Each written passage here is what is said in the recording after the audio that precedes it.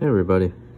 So I was looking through my coin album and I kind of wanted to do a video once a week, not twice a day. But as I was looking through my coin albums, I was inspired to do another video because I think I know my numbered 8 coin, and it's this coin right here. Now this is a half of a coin, as you can see. Their circumference doesn't add up, right? If you were to take the radius here, it'd be much bigger. But this is a sestertius, or sestertii. So, in Roman denominations, in the 1st and 2nd century, so from Augustus on to about, I don't know, Septimius Severus, the Severian dynasty in the late 2nd century and early 3rd. The bronze coins consisted of an as, which was kind of like the dollar of ancient times, a dupondius, which was like kind of like $2, and then a sestertius, which was, I think, like $2.50 or $3.50 or something like that, or 3 1/3. It was kind of a weird denomination, but it was a denomination they used to calculate salaries and all these other things, nevertheless.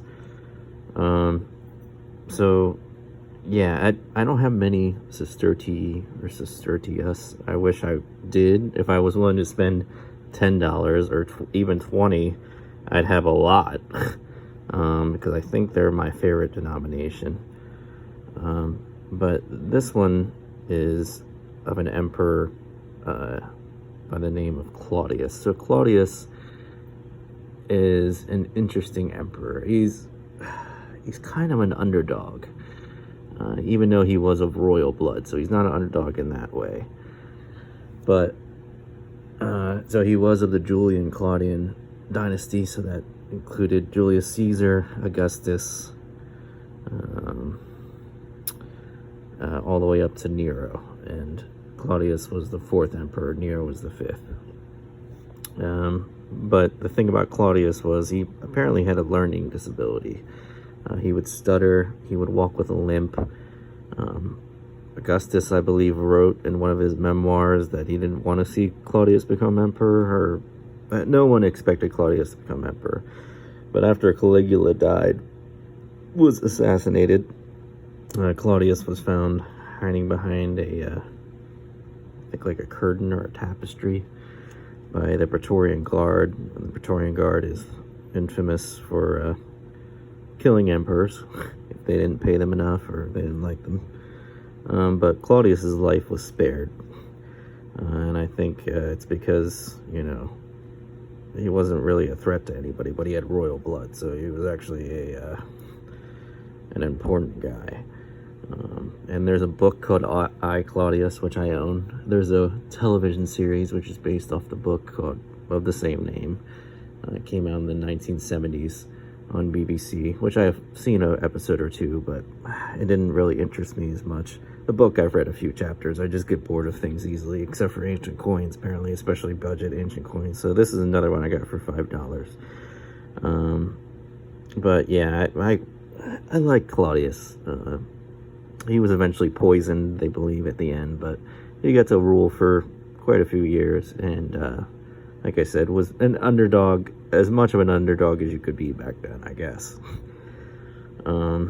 He was bullied by his nephew Caligula, like I said, not treated very well by the other people in the family, who thought he was like a low IQ person. I don't mean that in an offensive way, but just an interesting guy. And one of my most important coins is from Claudius. And as you can see, this is partly worn right there, but you can make out the last part of his name there, IUS, and then you can see part of Caesar right here.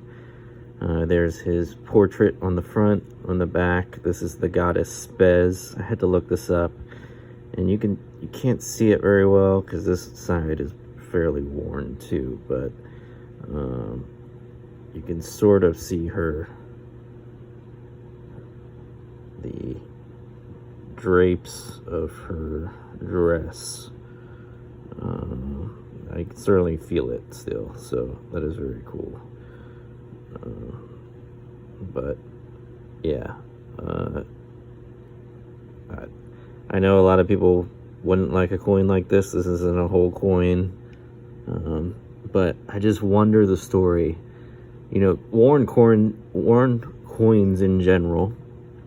You know, I don't have a problem with them because, you know, a lot of hands must have touched them in ancient times, right? In order for them to be worn, or they could have been worn underground, or a lot of things, you know, the elements could have worn them down. But, you know, it doesn't bother me like it does other people. Some people want their coins to be in perfect condition, and I think that's cool too. But I don't have to have my coins in perfect condition because I think they have a cool history no matter what. Even coins with bronze disease, which I'll explain later in some of my other coins. Some of my coins that are above this coin have bronze disease on them. And again, I'll get into that soon. But probably the most important coin that I'll talk about in a separate video, it won't be in my top 10, has this emperor on it, Claudius. But yeah, just wanted to show you guys. This would be my number 8 coin that I got for $5.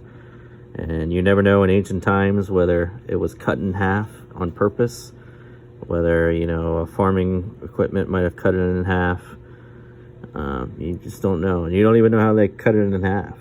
You know, did they have specialized, did they do it with a sword, a knife, with some specialized scissors? But yeah, very cool, nevertheless cool to me, and that's what's important in collecting. I don't do it for other people, I do it for my own joy. And I think that is very important no matter what. Alright, I think that will just about wrap it up.